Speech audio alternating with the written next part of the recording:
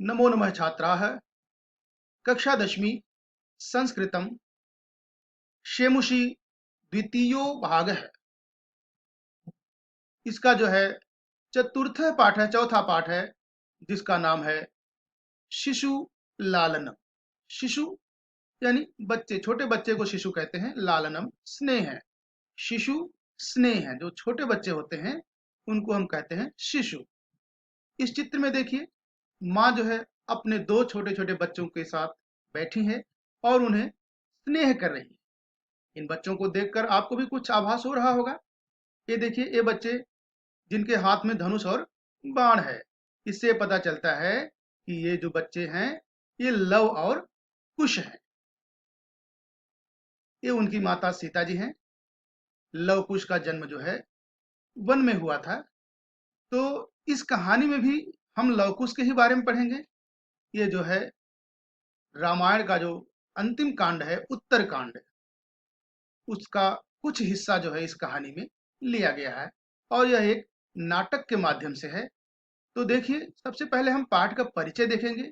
इस पाठ में यानी क्या बताया गया है। ये पाठ का नाम है शिशु लालनम।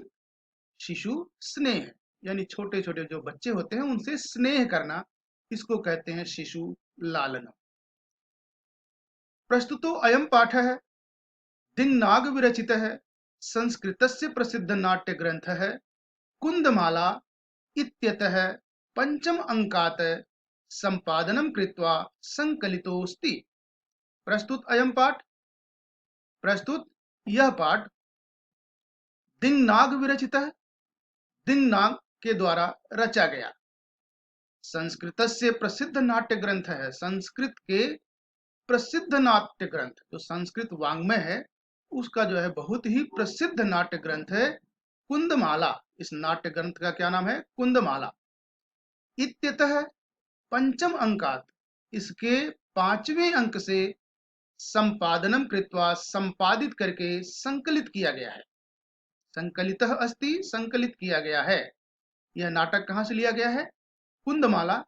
कुंदमाला के पांचवें अंक से लिया गया है। अत्र नाटकांशे, इस नाटकांश में, चूंकि ये पूरा नाटक नहीं है, एक नाटक का एक अंश है, इसलिए नाटकांश कहा गया है। इस नाटक के अंश में राम है, राम स्वपुत्र, स्वपुत्र यानी अपने पुत्र, उन्हीं के पुत्र हैं दोनों। ये पुत्र इसलिए कहा गया है क्योंकि ये द्विवचन है। लव कुशव, लव कुशव में भी द्विवचन है। स्वपुत्र अपने पुत्र लव और कुश को सिंहासनम आरोहितुम इच्छति, सिंहासन पर बैठाना चाहते हैं, किंतु उभावपि, उभौधन अपि, किंतु दोनों भी सविनयम तम निवारयत है, दोनों बड़े ही विनम्रता के साथ मना कर देते हैं कि हम सिंहासन पर नहीं बैठेंगे। सिंहासनारूढ़ राम है, सिंहासन पर बैठे हुए राम, उभयोः रूप लावण्यम दृष्टवा, दोनों के रूप की सुंदरता को देखकर मुग्ध सन, मुग्ध होकर स्वक्रोडे गृहणाति, अपने गोद में बैठा लेते हैं। पाठेस्मिन, इस पाठ में शिशु वात्सल्य से, शिशु वात्सल्य की, शिशु स्नेह की मनोहारी वर्णन दिखाई देता है। यानी शिशु स्नेह का इसमें बहुत ही मनोहारी वर्णन है। इससे पहले कि हम नाट्यांश को शुरू करें, आप कुछ शब्दों के अर्थ को ध्यान से देख लीजिए। ये जो कुछ कठिन शब्द है जिनके अर्थ यहाँ पे दिए गए हैं, इनका अर्थ संस्कृत में है और हिंदी में है और अंग्रेजी में है। तीनों ही भाषाओं में इन शब्दों का अर्थ दिया गया है। एक बार आप इस पे दृष्टि डालें। ये देखिए, अंकम, क्रोडम, इस प्रकार से ये सारे शब्द हैं। इसको आप एक बार जरूर देख लें।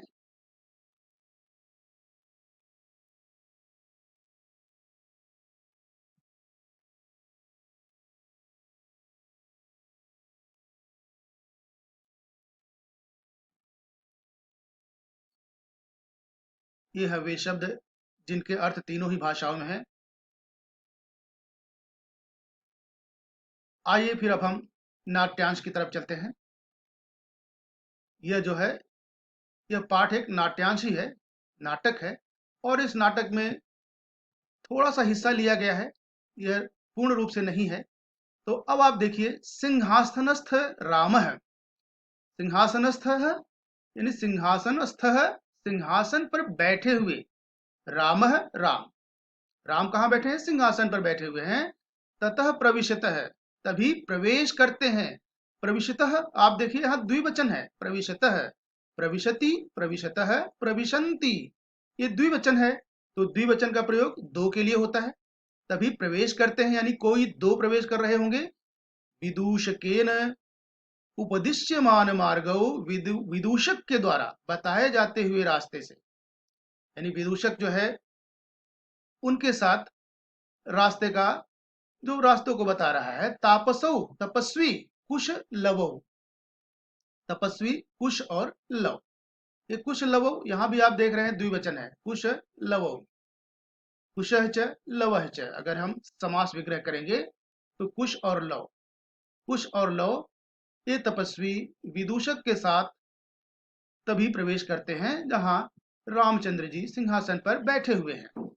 विदूषक है, और विदूषक कह रहा है इत इत आर्यौ, हे आर्य इधर से, इधर से, यानी इधर से आओ, इधर से आओ। कुश लवो, कुश लव, कुश और लव दोनों। रामम उपसृत्य, रामम उपसृत्य यानी समीपम गत्वा, राम के पास जाकर।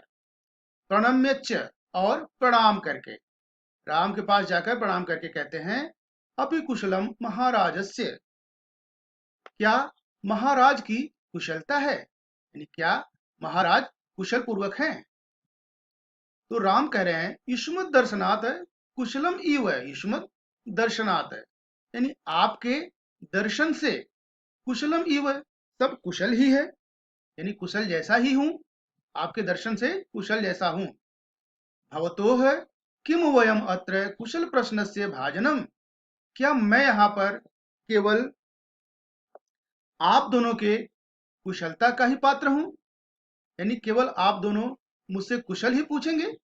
न पुनः अतिथि जनस्य समुचितस्य कंठाश्लेषस्य, अतिथि के जैसा फिर अतिथि के गले लगाने का औचित्य नहीं है। ये कह रहे हैं क्या अतिथि के गले लगाने का औचित्य नहीं है, केवल आप लोग मुझसे कुशल ही पूछेंगे, आप मेरे यानी मुझे अपने गले नहीं लगाएंगे, ऐसा राम जो है उन दोनों बच्चों से कहते हैं कि आप लोग अपने गले नहीं लगाएंगे।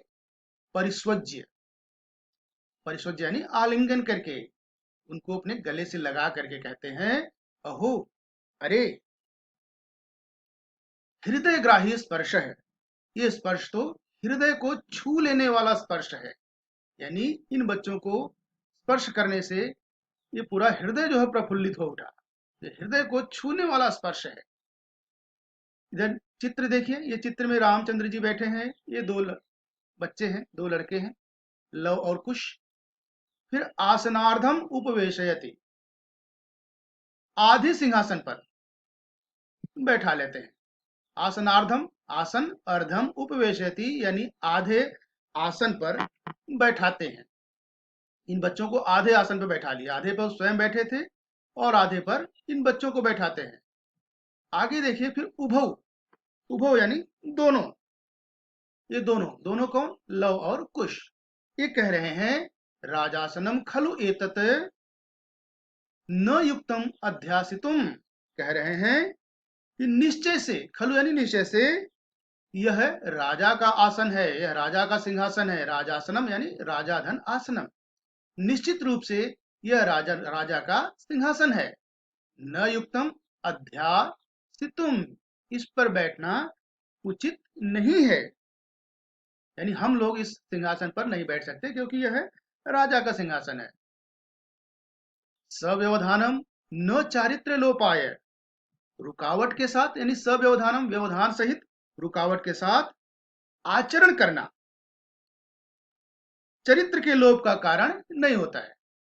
रुकावट के साथ आचरण करना चरित्र के लोप का कारण नहीं है। तस्मात अंक है, तो फिर अंक कहते हैं गोद के, तस्मात अंक है तो गोद के समीप होने के कारण सिंहासन पर बैठ जाओ। ठीक है, चरित्र यानी आचरण जो है चरित्र के लोभ के कारण जो है रुकावट के साथ आचरण नहीं होता है, तो गोद के समीप होने के कारण सिंहासन पर बैठो। अंकम उपवेशयति, अंकम यानी गोद में, उपवेशयति बैठा लेते हैं, दोनों बच्चों को अपनी गोद में बैठाते हैं। तो उभो अनिच्छाम नाटयत है, दोनों अनिच्छाम यानी अनिच्छा प्रकट करते हुए, उनकी इच्छा नहीं है उनके साथ बैठने की बच्चों की, तो दोनों अनिच्छा का नाटक करते हैं। कहते हैं राजन, महाराज, अलम अति दाक्षिण्येन, अधिक कुशलता जो है, अधिक उदारता न करें। फिर राम कह रहे हैं, अलम अति शालीनतया, बहुत अधिक शालीनता भी आप लोग न करें। जैसे हम अधिक कुशलता न करें तो आप अधिक शालीनता न करें। भवती शिशुजनो वयो अनुरोधात गुणमहतामपि लालनीय एव व्रजति हिमकरोपि बाल भावात पशुपति मस्तक केतकच्छदत्वम्। ये देखिए, फिर ये श्लोक है, भवती शिशुजनो वयोनुरोधात गुणमहतामपि लालनीय एव व्रजति हिमकरोपि बाल भावात पशुपति मस्तक केतकच्छदत्वम्। इसका अन्वय और अर्थ है, आगे देखिए, इस श्लोक का अन्वय और इसका अर्थ और इसका भाव भी। इसका अन्वय इस प्रकार से है, गुणमहताम अपि वयोनुरोधात, वयोनुरोधात शिशुजन लालनीय एव भवति बाल भावात ही हिमकरः अपि पशुपति मस्तक केतकच्छदत्वम्।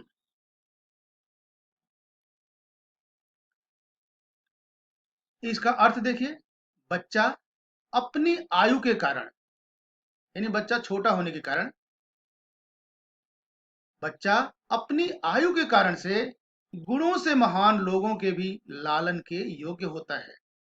क्योंकि छोटा बच्चा है तो उसको सभी लोग स्नेह करना चाहते हैं, इसीलिए राम कह रहे हैं कि बच्चा अपनी आयु के कारण से गुणों से महान लोगों के भी लालन के योग्य होता है। यानी जो गुणों से महान लोग हैं उसके भी स्नेह का पात्र एक बच्चा होता है, क्योंकि वो बच्चा छोटा है।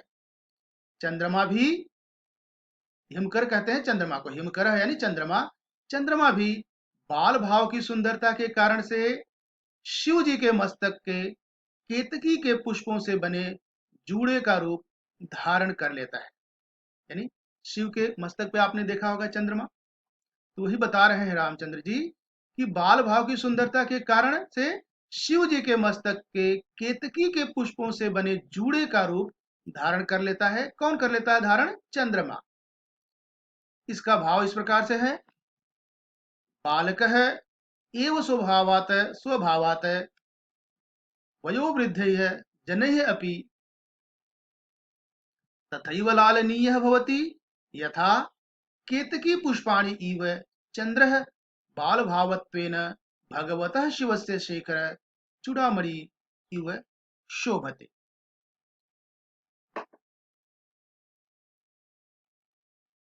तो ये जो है इस श्लोक का अन्वय है, और यह जो है उस श्लोक का अर्थ है। इसको अच्छी प्रकार से आप देख लीजिएगा, और संस्कृत में उसका जो है भाव है, भावार्थ है।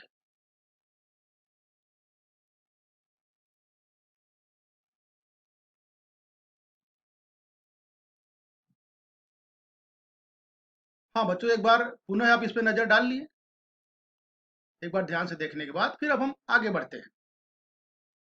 और राम कहते हैं, एष भवतोः सौंदर्य अवलोक जनितेन कौतूहलेन पृच्छामि क्षत्रिय कुल पितामहयोः सूर्य चंद्रयोः को वा भवतोः वंशस्य कर्ता। एषः यानी यह भवतोः सौंदर्य अवलोक जनितेन, आपकी सुंदरता को देखने से उत्पन्न होने वाले, भवतोः यानी आपकी सुंदरता को देखने से उत्पन्न होने वाले कौतूहलता के कारण मैं पूछता हूं। यानी आप इतने सुंदर हैं कि आपकी सुंदरता को देख करके जो हमारे मन में उत्पन्न हुआ एक कौतूहल है, उसी से मैं पूछ रहा हूं कि क्षत्रिय कुल पितामहयो है, क्षत्रिय कुल के पितामह, पितामह कहते हैं दादा को, यानी पिता के पिता को जो है पितामह कहते हैं।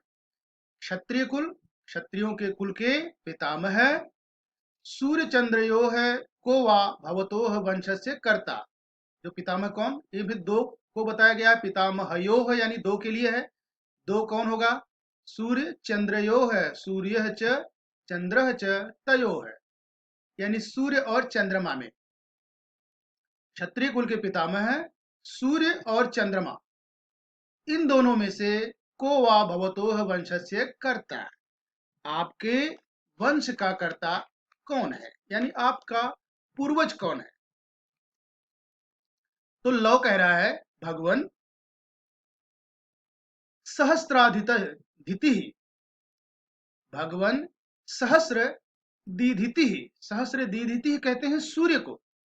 तो जैसे ही राम पूछते हैं कि आप किसके वंशज हैं, तो लव कहता है भगवान सूर्य के, हम भगवान सूर्य के वंशज हैं। राम कह रहे हैं फिर कथम अस्मत्, फिर से देखिए, कथमस्मत् समान अभिजनो संवृत्तो, अब कह रहे हैं कैसे हम दोनों एक समान कुल में पैदा होने वाले हो गए, हम दोनों एक समान कुल में पैदा होने वाले हो गए। राम ने ऐसा क्यों कहा, क्योंकि वे भी सूर्यवंशी थे, इसलिए कह रहे हैं कैसे हम दोनों एक ही समान कुल में पैदा होने वाले हो गए। तो विदूषक कह रहा है, विदूषक किम द्वयोरपि एकमेव प्रतिवचनम, क्या दोनों का ही एक ही कहना है, क्योंकि उसमें दो लड़के थे, उसमें से एक बोल रहा है, तो उसने कहा क्या दोनों का भी यही कहना है, दोनों यही कहना चाहते हैं। फिर लवह कह रहा है भ्रातरौ आवाम सोदर्यो, ये कह रहे हैं कि हम आवाम भ्रातरौ, हम दोनों भाई, भ्रातरौ धन आवाम, भ्रातरौ क्योंकि दो हैं, तो भ्रातः भ्रातरौ, भ्रातरौ आवाम सोदर्यो, सोदर्यो यानी सगे भाई, कह रहे हैं कि हम दोनों सगे भाई हैं। फिर राम कहते हैं समरूप है शरीर सन्निवेश है, समरूप मतलब एक जैसी, शरीर सन्निवेश है यानी शरीर की जो बनावट है एक जैसी है, आपके दोनों के शरीर की बनावट एक जैसी है। वयसस्तु न किंचित अनंतरम, और आपकी उम्र में भी कोई अंतर नहीं है, यानी दोनों की उम्र भी एक जैसी है। फिर लव कहता है आवाम यमलव, ये कह रहे हैं आवाम यानी हम दोनों, यमलव यानी जुड़वे भाई हैं, हम दोनों जुड़वे हैं, यमलव जुड़वे। राम कहते हैं संप्रति युजते, अब ठीक है।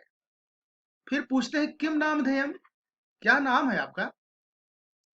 लव कह रहा है आर्य से वंदनायाम लव इति आत्मानम श्रावयामी, आर्य की वंदना में लव इति आत्मानम श्रावयामी, मैं अपने आप को लव सुनाता हूं, यानी अपना नाम बता रहा है कि मेरा नाम लव है। तो वैसे कह रहा है आर्य की वंदना में मैं अपने आप को लव सुनाता हूं, यानी लव के रूप में जाना जाता हूं।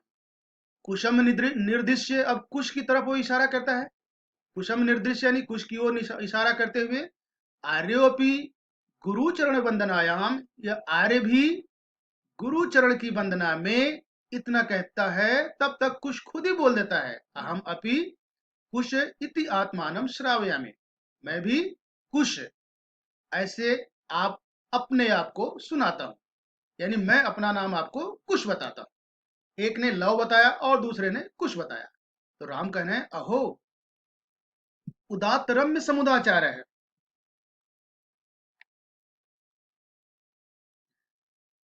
अहो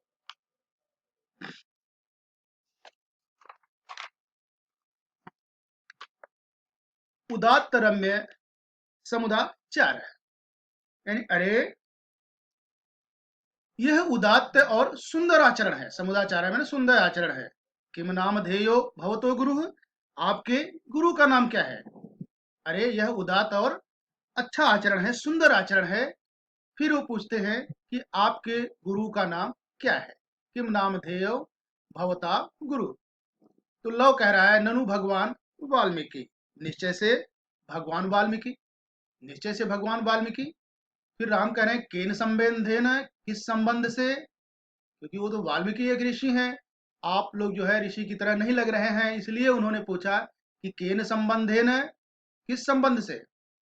उपनयन उपदेशेन, उपनयन जिसको कहते हैं यज्ञ यज्ञोपवीत या जनेऊ जो संस्कार होता है, जनेऊ संस्कार, उस उपदेश के नाते। उपनयन उपदेश के नाते। फिर राम कह रहे हैं अहम अत्र भवतो जनकम नामतो वेदुतम इच्छामि।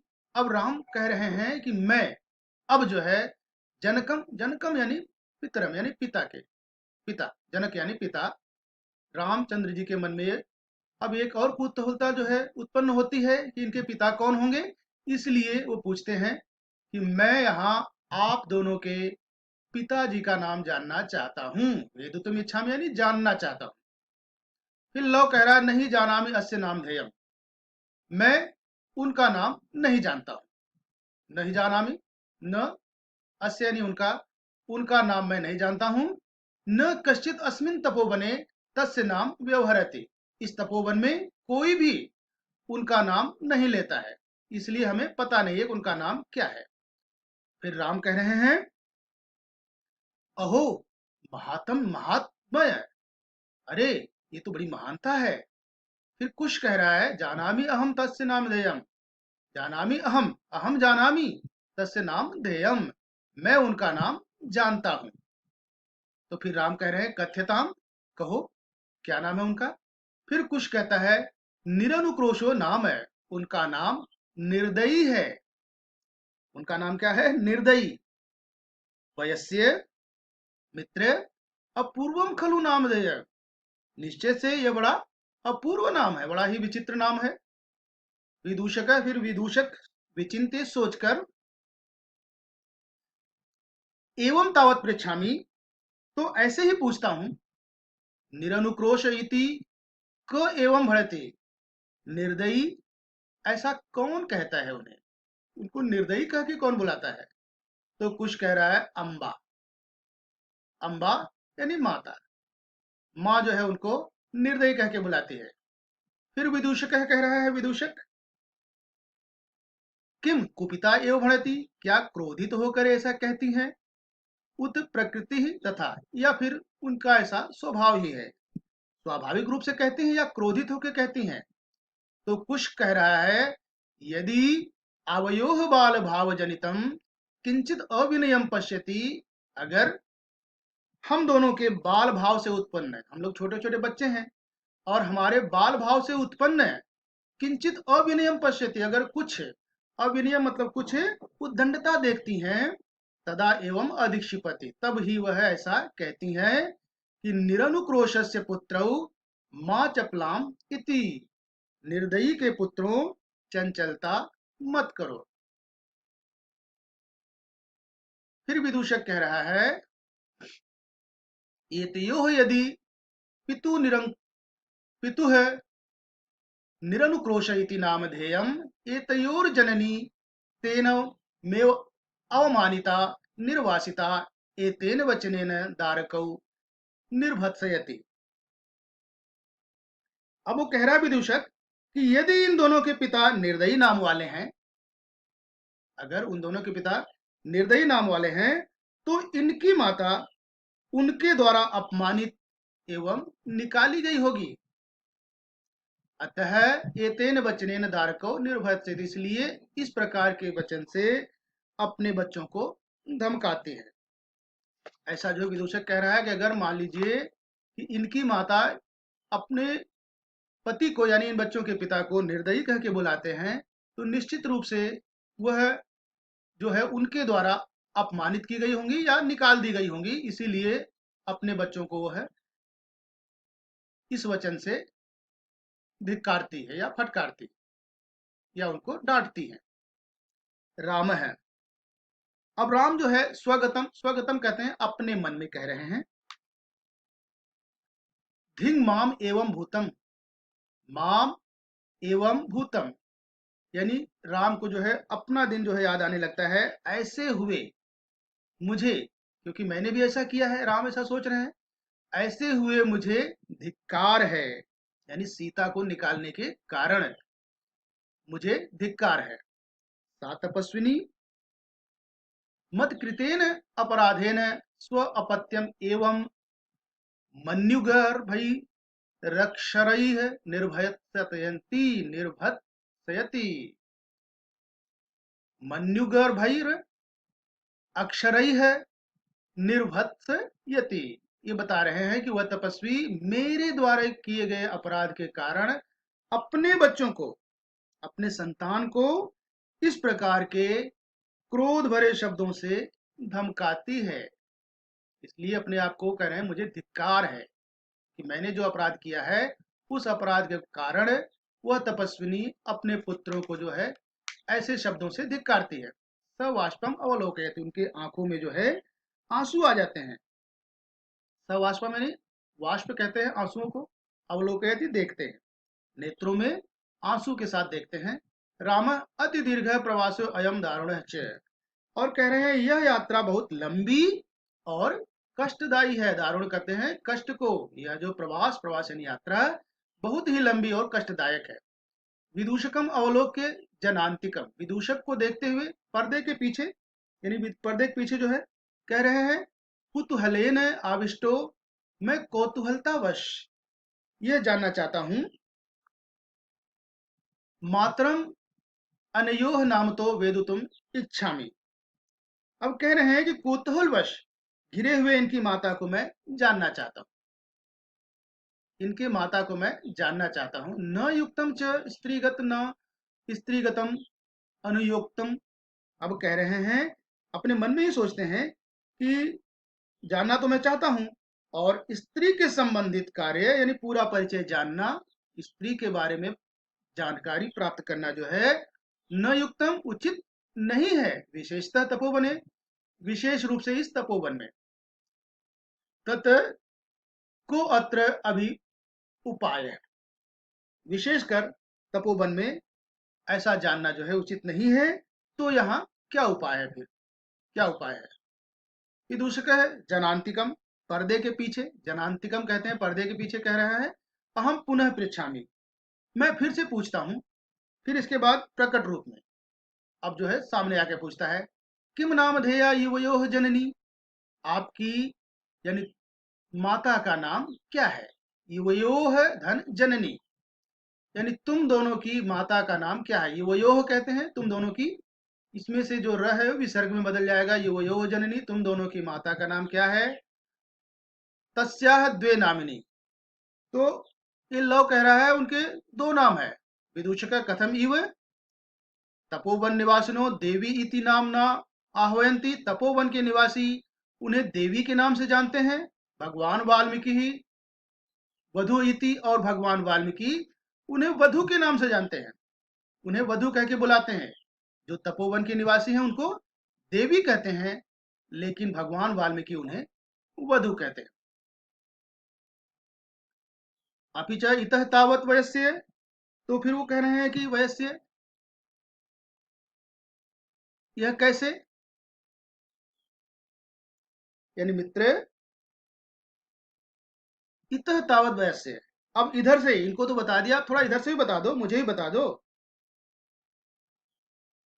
ऐसा जो है रामचंद्र जी कह रहे हैं कि मित्र तो, और इधर भी थोड़ी देर के लिए, थोड़ी देर इधर के लिए भी आ जाओ।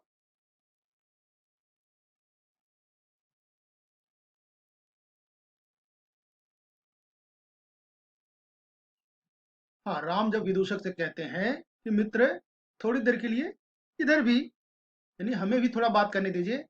अब अगले फिर विदूषक कह रहा है उपसृत्य, यानी समीप में आके कहता है आज्ञापयोत भगवान, महाराज आप आज्ञा दे। फिर राम कह रहे हैं अपि कुमारयोः अनयोः अस्माकं च सर्वथा समरूपः कुटुंब वृत्तांत है, इन दोनों कुमारों का, कुमारयोः कहते हैं दोनों कुमारों का, अनयोः कुमारयोः, ये देखो इसमें मिला है शब्द कुमारयोः अनयोः, यानी ये दो शब्द है तो इसमें एक विशेषण हो जाएगा एक विशेष्य है, विशेष्य हो जाएगा कुमारयोः, अनयोः हो जाएगा विशेषण। तो यहाँ इन दोनों कुमारों का और मेरा यानी मेरे परिवार का जो विवरण है पूरी तरह से समान है, यानी दोनों एक समान ही है। फिर नेपथ्य, तभी पर्दे के पीछे से आवाज आती है यति वेला संजाता, यानी इतना समय हो गया, रामायण गान से नियोग किमर्थम न निधि विधीयते, रामायण गान का कार्य क्यों नहीं किया जा रहा है? फिर दोनों कहते हैं राजन, हे महाराज, उपाध्याय दूतो अस्मान त्वरयति, उपाध्याय यानी गुरुवर, जो हमारे गुरुजी हैं, उनके दूत हमको तुरंत बुला रहे हैं, त्वरित यानी शीघ्र बुला रहे हैं। फिर राम कह रहे हैं मयापि सम्माननीय एवं मुनि नियोग है। ये कह रहे हैं मुझे भी गुरुवर का आदेश सम्माननीय है, यानी मेरे लिए भी जो गुरु का आदेश है सम्माननीय है, माननीय योग्य है। तथा ही क्योंकि भवंतो गायंतो कविरपि पुराणो प्रतिनिधिरे गिराम संदर्भोयम प्रथमम वतीर्णो वसुमतीं कथाचेयं श्लाघ्या सरसिरुहनाभस्य नियतं पुनाति श्रोतारम रमयति च स्वयं परिकरः। इस श्लोक का अन्वय और अर्थ हम जो आगे देखेंगे। आइए बढ़ते यहाँ। वयस्व, वयस्य यानी हे मित्र, अपूर्वो अयम मानवानाम सरस्वती अवतार है। ये जो है मानवान यानी मनुष्यों में सरस्वती के अवतार अपूर्व है, बहुत ही अनोखे हैं। तद अहम, तो मैं सुहृद जन साधारणम श्रोतुम इच्छा में, साधारण, बिल्कुल साधारण हृदय शील लोगों की तरह, साधारण हृदयशील लोगों की तरह से सुनना चाहता हूं। सन्निधियंताम सभासद है, सभासद शांत हो जाएं। प्रेष्यताम अस्मत् अंतिकम सौमित्री, मेरे पास में लक्ष्मण को भेज दें। सौमित्री कहते हैं लक्ष्मण को, सुमित्रा के पुत्र थे इसलिए उनको सौमित्र भी कहा जाता है। तो लक्ष्मण को मेरे पास भेज दो।